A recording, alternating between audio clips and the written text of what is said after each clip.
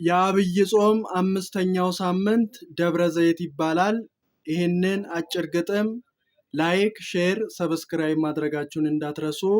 ደብረ ዘይት ደብረ ዘይት የጽድቅ ተራራ የተገለጠብሽ የአምላክ ድንቅ ሥራ ኢየሱስ ክርስቶስ ዳግም ምጽአቱን የተናገረብሽ የወንጌል አዝመራ በእውነት አንቺ ነሽ። በተራራው ስብከት ሕዝቡን አስተማረ፣ የመምጣቱን ዘመን ጌታ ተናገረ። ሁሉም እንደ ሥራ ዋጋውን ይወስዳል፣ በማያልፈው ቃሉ በግልጽ ተናግሯል። ያችን የፍርድ ቀን የሚያውቃት የለም ከእርሱ በቀር እንጂ የሚኖር ዘላለም። አባቶች ሊቃውንት እንደተናገሩት ዕለቱ እሁድ ነው ወረሃ መጋቢት ብለው ከትበዋል በድጓው መጻሕፍት። የመምጣቱን ሰዓት በመንፈቀ ሌሊት በእውነት በሚስጥር ይሄንን ብለዋል። በዳግም ምጽአት በግልጽ ይመጣል። ያችን የፍርድ ቀን የሚያውቃት የለም ለሁሉም ጊዜ አለው ብሏል መድኃኔዓለም።